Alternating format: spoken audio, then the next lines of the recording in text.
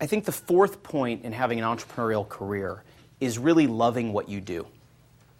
I'm incredibly fortunate to work at eHarmony. I absolutely love what I do. I sometimes describe eHarmony as an addictive business. And it's addictive as a professional because you really think to yourself, how could I be involved with something that's less meaningful in people's lives once you've done this? We estimate that by the end of next year, 100,000 babies will have been born to the people who have met on eHarmony. I've been involved in a lot of other companies. Enterprise software, audience measurement systems, the kind of things where you tell people what you do or what you're invested in and you get kind of a big yawn. You tell people you work at eHarmony and they're definitely interested. And it's not that it's so important for all of you to come and work at eHarmony, although if you're interested, pick up one of my cards. What's really important is find out what you're passionate about. It will take time to find yourself in the right career space.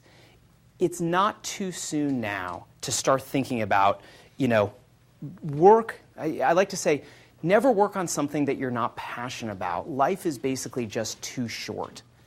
You will spend more time at the office than just about any other thing in your life throughout your professional career. In fact, in your whole life for many of you. So you might as well work on something that you care deeply about. I learned this lesson a little bit the hard way. I have the distinction of being, I think, the only Stanford University graduate to start a smoothie company and an internet company in the same year. When I was between my first and second year here at Town and Country Shopping Center next to Hobie's, where I would frequently eat, Juice Club opened. It was then called Juice Club. It's now called Jamba Juice. And this was only their second or third location that they ever had. And no matter if you went on a nice summer day or on the coldest winter night, there was a line out the door around the block, literally in Town and Country. And like a lot of my business school classmates, we were completely fascinated by this business. And so I actually, with a business partner, launched a competitor to Jamba Juice. And a little unknown fact is that more people in my graduating class started smoothie companies than internet companies.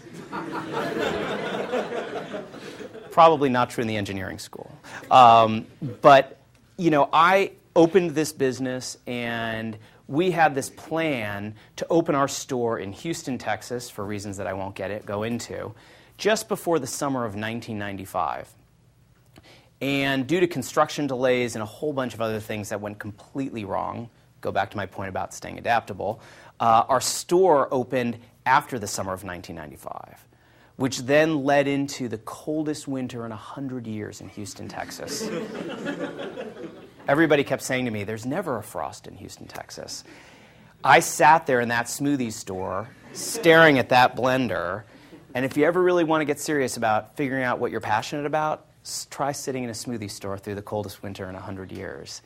What I learned about myself was that I'm incredibly passionate about business in general, and I love talking to people about whatever business they have. But for me, I really wanted to be involved with technology companies, technology-enabled growth companies. There were a lot of reasons behind it, but I, in a way, learned through a hard entrepreneurial experience, fortunately I'd also helped to start an internet company, what it was that would really make me go, this is a hard life to pick if you want to be an entrepreneur and you want to think like one. So it's really important to work on what you care about.